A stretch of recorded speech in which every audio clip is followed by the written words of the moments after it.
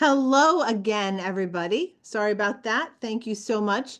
Um, so, as I was starting to say, my name is Heidi McIndoe. I am a registered dietitian, and today we are going to be talking about micro habits. So, this is sort of a, like a little buzz thing going on right now. So, let us get started. And I will say, I do have the chat open. So please, if anyone has any questions or comments, we'll certainly have time at the end for them. But I have no problem with people just popping their comments and questions in the chat right as we go along. All right, so we are going to be focusing on micro habits, not in general, just those that have to do with some healthy and nutritious eating, since I am a dietitian. All right, so our agenda today is a quick overview of what micro habits are. Then I'm going to quickly review basic healthy eating habits and then how we can make those healthy eating habits into micro habits. So basically what micro habits are, it's the idea of making small, consistent changes when you're trying to create new habits. I often tell people as a dietitian, healthy eating or, whatever it is, typically, whatever it is you're trying to do, usually isn't difficult. It's not hard to take a walk. It's not hard to eat an apple. Um, but changing from where you are to where you want to be, it's that change, that difference, or that creating a new habit. That's often the difficult part. And it can sometimes seem overwhelming too, especially if you're trying to do something as large as, oh, I want to eat healthier. That encompasses a heck of a lot. And like I said, it can seem really, really overwhelming to just look at the entire picture of eating healthier. Um, so it's nice if we can focus on smaller ways to accomplish our goals. So when we talk about these nutritious micro habits, like I said, healthy eating isn't hard. It's just creating those new habits, changing our old habits to new habits. So what I really like to focus on um, is making small, realistic, achievable plans to get you to where you want to be. So, what does that mean? It means not saying, my goal is not, I mean, maybe your overarching goal is I want to eat healthier, but that's not the kind of goal that's going to change a habit. That's not really a goal that you can measure, that you can achieve easily. You want a goal not only to be small and realistic and achievable, but it needs to be measurable. How do you know you're doing well? How do you know if your goal is I want to eat healthier? What is your standard? So by looking at these parts of healthy eating as smaller changes, as smaller bits of information, as smaller goals, you can make or I should say, breaking healthy eating down into smaller bits. You can make more achievable goals that you can be successful at. And so that's what I always feel like it's more important to focus on, look at things that way as much smaller tasks. So what are healthy eating habits? So there are a lot of healthy eating habits. I picked 5 here to focus on today. Just again, because it's easier to focus on smaller amounts of things, smaller tasks. So if we focus on these 5 things and even shrink them each down into micro habits, then in the long run, we're going to have a lot more success. And the other thing, when habits are smaller and again, more realistic, more achievable, more measurable, you tend to have more success with them. I've counseled a lot of people, and I've heard I've heard people who eat fast food once a day tell me, "Oh, I'm never eating fast food again." Well, that's all well and good, but probably not realistic. If you're sort of in the habit and used to going to a fast food restaurant every day, maybe that's not the most achievable goal for long-term success. For something like that, maybe it's okay, I'm only going to do fast food every other day. That's step one. So it's looking at things in steps is really how we want to do this. So the goals that we want to focus on today, the healthy eating habits, increasing fruits and veggies, increasing whole grains, getting adequate fluid, limiting our added sugar, and swapping in some healthy fats. So those are the 5 things that we're going to break down into smaller micro habits. I know this slide has a lot on it. I apologize, but I was really trying to keep each habit to one slide. I don't know why. I just wanted it to be, all encompassing and be able to view everything at once. So habit number 1, increasing fruits and vegetables. So the goal of fruits and veggie intake is 5 to 9 servings a day. And I know for a lot of people that seems ridiculously overwhelming. When you're thinking, when you can't even remember the last fruit or vegetable you had, the thought of eating 5 to 9 servings a day is very overwhelming. So what you want to do, again, break it down. So first of all, certainly I would aim, if you're eating 1 a day, let's start with, let's try and get 2 a day. So that I should have actually put that in there as micro habit number 1. But these are looking at these smaller goals. What we want to do is maybe it's weekly. So each week we try and do 1 new habit. When it comes to fruits and vegetables, I like to help people incorporate them into every meal. So perhaps it's adding berries to your morning cereal or your yogurt. And again, you don't like berries, it's fine. But the idea behind this micro habit is just that each week you choose 1 new habit to focus on that will, in the long run, get you closer to this goal. So we want to look at, how do we increase our fruits and veggies at breakfast, at lunch, at dinner, at snacks? And we're not going to look at doing that all in the same day. We're going to look at doing 1 of them. And once adding fruit to our cereal or our yogurt or bananas to our oatmeal, something like that, once you're consistently doing that, then we pick another one to do. All right. So again, it's when you're trying to add 5 or 6 new habits a day, yeah, that's a lot. And we're only on healthy eating goal number 1. So if we can pick 1 a day from this goal and practice it until we achieve it, until we're successful, then we move on to number 2 and then to number 3. So these are the idea behind this again is adding a fruit and or vegetable to each eating occasion, but I was just trying to give some more specific examples.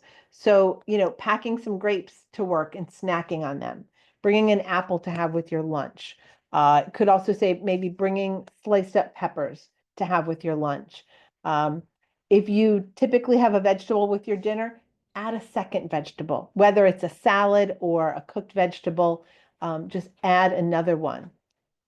Adding, maybe you like to have a turkey sandwich at lunch.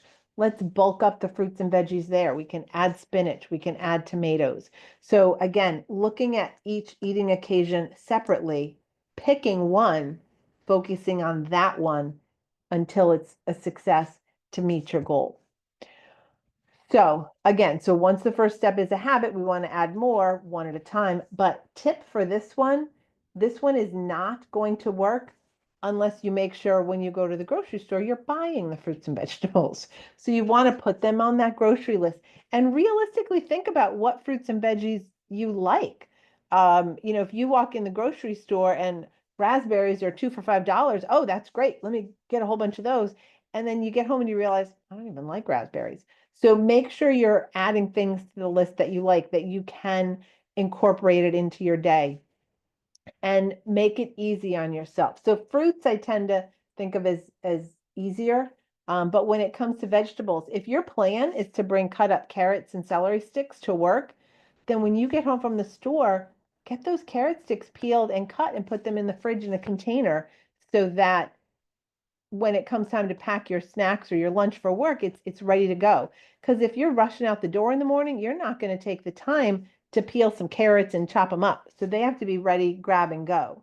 Um, Same thing with fruit. If your plan is to have a piece of fruit when you get home from work every day, well, if the fruit is buried in the back of the fruit bin in the refrigerator, is that a good reminder that you're going to want to eat fruit? Or what if you had a bowl of fruit on the counter? As soon as you walk in, you set your keys down, you see it. Oh, that's right. I was going to have some fruit when I came home every day. So again, make it easy on yourself. All right, healthy habit number 2, increase whole grains. So again, pick one to start with, and when it's a success, then move ahead to another one. So these sort of are random ones. Whole grain bread, if you're someone who eats toast or sandwiches, this is really a no-brainer. It's a great way to get whole grains in, but find a whole grain bread you like. All right. I know a lot of people love their Wonder Bread and they go to whole wheat bread and it's dry, it's hard, it's just not, they're just not loving it. So find one that you like. A lot of brands now, or I shouldn't say a lot, some bread brands now have white whole wheat. It is just as nutritious as what we're used to, the brown whole wheat, but it's made with a different type of flour. So it's not processed. It's not the all-purpose where they've removed the healthy parts. It's still a whole wheat flour, but it's just softer, and it may be more to your liking. Dave's Killer Bread, I recently, last couple of years, I guess I should say now, tried it at a friend's house. And when I looked at it, I would have never purchased it because it just looks very heavy and thick and hard and dry. But man, do I love the flavor. Um, so again, experiment, try different, maybe if you have a friend who's trying to eat healthier, you guys could split loaves of bread so you can each try different ones without buying a whole loaf and not knowing what it tastes like. Um, but yeah, so that's one. So let's find a whole grain bread you like. Try brown rice. If you're a rice eater, try brown rice. I know it takes forever to cook. A couple options of that. Cook a bunch of um, brown rice when you have time, like on a weekend or a night, and then just pop it in the refrigerator and heat it up when you need it. Another option is minute brown rice. Doesn't take 40 minutes. How long does it take? It takes a minute. And it is just as nutritious as brown rice, the whole grain, like 40-minute kind. It's still brown rice. That's why it's just as nutritious. However, it's partially cooked. So that's how minute rice works. They sort of par cook it. So you're just sort of heating it up. Um, Somebody in the chat loves, yeah, their spouse loves Dave Killer Bread. Yeah, it's really good. Gluten-free Canyon Bakehouse. I've heard good things about Canyon Bakehouse. Yeah, they have a lot of options. So thank you for sharing that. So yeah, brown rice. And the fun thing about brown rice or minute brown rice too is you can get those individual little cups that literally you stick in the microwave. Um, yeah, so we're sort of what we're talking about, the 90-second microwavable rice. Yeah, just as nutritious with a little caveat that I'm going to say in a second. But yeah, the 90-second microwavable pouches, the little individual serving minute rice cups. I love those because those are super easy to bring. Again, if you're going to work, say you have leftovers from dinner, some sort of leftover meat and veggies or whatever, throw a minute rice brown rice cup in your lunch, heat it up, throw your veggies and your meat in with that, and you've got a nice little rice bowl. Yeah, so the only things you want to be careful with the microwavable rice is if they're adding a lot of salt or things like that. So I would tend to go for the more plain ones. So just the microwave brown rice, the jasmine rice, I think I want to say I recently saw brown jasmine rice, but I might be wrong about that. I saw another kind of rice that was brown, and I remember being surprised. Um, you can also get the rice quinoa combo microwavable pouches, which are great because, oh, thank you. Yeah, brown jasmine. Yeah, it was one of those things I had never seen before. I'm like, oh, I love jasmine rice. Um, but the quinoa rice blends are great because then not only are you getting the whole grain from the brown rice, but you're getting the benefits of quinoa, which technically is a seed, but it's got all the benefits of a whole grain. So we're getting the healthy fats, the fiber, the protein, things like that. So yeah, those are great. Again, if the time is an issue, time and convenience is an issue for not eating a whole grain, lots of options with the rice. Whole wheat pasta, give it a try. So I will I'm going to tell you the truth here. I don't like whole wheat pasta. But there's one thing. So when it comes to macaroni and all that, I tend to just get the traditional, but I will mix my spaghetti half and half. So I take 2 boxes. I have like a Tupperware spaghetti container, dump it in there, mix it all up, and then when I cook it half and half, and it's not as noticeable that the whole wheat spaghetti maybe is a little firmer, um, or if it tastes different because it's sort of mixed in, and every bite I'm getting a little bit of both. So trying to mix it half and half. So that's a sort of micro habit you could start to do. Having oatmeal for breakfast is a great way to boost your whole grains. Um, Another tip here, spiralized zucchini. Great. Mix that with regular pasta. Yep, that's a great way to get your veggies, get your extra vitamins, nutrients, fiber as a pasta alternative or as a mix with pasta. Um, Brown rice pasta, jovial. Yep, lots of good. Yeah, so there's lots of good options out there to boost the whole grain in your pasta. So don't just say, like me, I don't like whole wheat pasta and then be done with it. Figure out ways that you can. And I say, actually, I do make a mac and cheese that I really like with the whole grain elbows. So I take that back that I only use whole grain spaghetti. Um, Oatmeal for breakfast is fabulous, whether you like it the overnight oats or the cold or the hot oats fresh in the morning, or you overnight them and then heat them up in the morning. But that's again another small step that you can use towards meeting these, increasing your whole grains. Um, have popcorn for a snack. I'm not talking about like the super duper movie theater butter popcorn. I actually like, there's a couple brands I like. My favorite, I actually hate the name, but it's called Skinny Pop. I really, really like it. They just use a little bit of salt and a little bit of oil, but it's just delicious. And it's a great source of whole grains. It's a great source of fiber. And the portion is huge. If you're the kind of person that, the 2 tablespoons of nuts isn't going to satisfy you, then go have the 3 cups of popcorn as your snack. But as I always recommend, make sure you portion it out before you start eating it. Don't eat out of the bag because then you're going to eat too much of whatever it is. Um, Popcorn, you can also um, you can add, so when I was little, I would mix popcorn. I would melt peanut butter and put raisins in it. I don't know why, but it was really yummy. But I got my whole grain, I didn't even know it. My whole grain, my healthy fats, and my fiber from my fruit all in one snack. So again, just it's about thinking of small steps that you can make. All right, getting adequate fluids. Um, Fluids are important. Fluids are, 75% of our muscle is made of fluid. Fluid helps transport vitamins and nutrients throughout our body. I should say water specifically. Water helps cushion our joints and um, our body. It helps us, keeps our nasal passages healthy so that we can fight infection, so things don't get in there. They do their job. Lots and lots of things that adequate fluids help. Um, Actually helps us concentrate. When we're dehydrated, it's actually harder to concentrate. But the thing with fluids is it's hard to know how much you need, and you don't realize you need some until you're already dehydrated. And what I mean by that is when your body is dehydrated, you don't know until, by the time, I guess what I'm trying to say, can't even think of what I'm trying to say here. By the time you're thirsty, you're already dehydrated. That's what I'm trying to say. So don't wait to be thirsty to drink. Drink consistently throughout the day. So, this is again, and this shouldn't be new to anyone, the idea of drinking fluids, but we want to make sure that we find ways to increase it.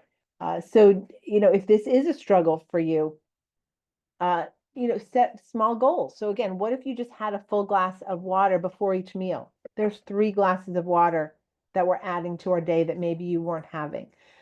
Certainly the idea of carrying a water bottle around is great. Setting a timer on your phone or your watch, oh, it's time to take a drink. Maybe every every hour or something, you say, I'm going to drink a glass of water. Maybe every time you go to the bathroom, you drink a glass of water. Then you'll have to go to the bathroom again and drink another glass of water. If you're not crazy about water, add berries or fruit slices or cucumbers or herbs and things like that to water to make it taste better. Um, Lemon juice you can add to it. So how do you know how much is enough? So check your urine. All right. If when you go to the bathroom, if it's color lemonade, a-okay. If it's looking like apple juice, you are not getting enough fluid. But it doesn't just have to be water. Low-fat milk, tea, sparkling waters, flavored waters, soups, fruits, vegetables, like especially watermelon, cucumber. All of this contributes to our fluid intake over the course of the day. So that's why yeah, we can look at that idea of 8 ounce glasses a day, but let's just focus on incorporating more fluid-filled activities, drinks, foods throughout our day. Check our urine, and then we know if we're doing well. Limit those added sugars. All right, this one can be tricky. So again, pick one to start with. I typically always start by telling people to cut out those sugary drinks. If you're someone that frequently has soda, those coffee drinks, and let's be serious, those coffee drinks are dessert. They're not a coffee. Lemonades, sports drinks, all of these are loaded with sugar. A can of soda is about 9 teaspoons of sugar. A 20-ounce bottle of Gatorade, again, 9 teaspoons of sugar. Some of those larger coffee drinks, we're talking 12, 14 teaspoons. Oh, I was saying grams. Teaspoons is what I meant. 9 teaspoons of sugar in soda, 9 teaspoons in the sports drink, 10, 12, 14 teaspoons in a fancy coffee drink. So if you like these drinks, I'm not telling you eliminate them entirely, but we want to limit that added sugar. So one step would be cut one out a day. Or even to backtrack that a little bit, cut out half of one a day. So if you go through the 12 packs of soda quite frequently, then get the mini cans and have a mini can instead of the full can. So again, micro habits. We're changing things small. I don't drink coffee, so I don't know what the big size is, but if you get the big jumbo size, then switch to the medium size and then switch to the smaller size. Um, if you love your sports drinks, and I will throw in here, just a reminder, sports drinks, Gatorade was invented for college athletes who were practicing football in the Florida sun in August for 6 to 8 hours a day. If you're not doing that, you don't need a sports drink. But if you still like your sports drinks, getting the smaller bottles, watering it down a little bit. I know it's no fun to have watered down drinks, but if you do it little by little, you get used to it. Um, you know, quarter water, 3/4 sports drink, then half and half, then quarter sports drink, 3/4 water, you get the idea. So gradually make that change. And if you are drinking sports drinks when you are working out, um, a piece of fruit and some plain water or some flavored water or even chocolate milk is actually a better option than the sports drink. If you're a yogurt eater, yogurt has naturally occurring sugar. We're not talking about that. But when they add fruit to yogurt, they often add sugar along with it. So I always try and encourage people, get the plain yogurt and then add your own berries, add your own sweetener, add a little bit of honey or maple syrup to it. Because you're probably going to add a lot less honey than the manufacturer adds sugar. So that's a way to do it as well. Cutting the sugar down again gradually in your tea and coffee. Like I said, I'm not a coffee drinker, a tea drinker, but I hear people order coffee sometimes and they're like, 3 creams and 3 sugars. And I'm like, are you even drinking coffee anymore? So trying to gradually cut those down. Maybe that means a smaller, and now we're just talking plain coffee, not the fancy coffees. But maybe that just means a smaller cup of coffee so that you can have less sugar if you really can't, if you can't stand the flavor that much. I always think that's funny. Like I said, I'm not a coffee drinker, not judging, but I think it's funny when people drink coffee and and they add all this cream and sugar to it. Truvia in coffee, great. Yeah, so look for alternatives of things that you can add. And finally, swapping in those healthy fats. So healthy fats should be roughly a third of all of the calories you eat over the course of the day. But notice I said healthy fats, not just all fats. So there are simple ways we can do this. Um, Adding hummus or mashed avocado as a sandwich spread. Delicious on a wrap on that Dave's Killer bread. Put some hummus, put your turkey, your lettuce, your tomato. You got a great sandwich going. Using nuts instead of croutons on a salad. I've also crushed nuts and used them to coat pieces of fish instead of the breading. I mean, I know I'm not swapping out fat for fat, but it's a great way to incorporate a healthy fat. Um, and again, just like the other things, we want to try, let's focus on one of these. Or even if you don't like any of the specific ideas that I've given, hopefully maybe they've sort of given you ideas to springboard off for things that you can try. But swapping beef for salmon once a week is great. Adding chia seeds to yogurt or smoothies. I will tell you, chia loves liquid. It's full of fiber, that's why. So if you add it to a smoothie, be prepared to eat your smoothie with a spoon because it really thickens it up. Sauteing meats or vegetables in olive oil or canola oil instead of butter is also an option. So again, these are just, we're not saying any of the tips that I've shared. I am not telling any of you, all right, tomorrow I am going to do all the 5 tips here, all the 5 tips here, all the 5 tips, all of them. No, you're going to pick, and maybe one of your micro habits is going to be just picking one of the healthy habits to focus on and working yourself through that, then going on to the whole grains, then going on to the fluids. It's however you can make it work for you. This is not a sprint. Your life is a marathon. So if it takes you a month to get all your healthy habits or 2 months to get your healthy habits underway, that's great. That's far better than trying to attempt them all at once. And in a week, you've given up. So I would rather have somebody make small progressive steps in the right direction than, overwhelm themselves. Whoops, overwhelm themselves and sorry about that, um, and not be successful because it's just too much. And that's not a negative on any individual person. It's just too much for everybody. That's the meaning of overwhelming. All right, and that was it. I'm not sure exactly when I started, but I think it was a few minutes after. So I tried to keep it in still my half an hour. But do you guys, thank you for the participation. People have been chiming in with things. Does anybody else have any tips or questions or suggestions about any of this? All right, thank you so much for tuning in.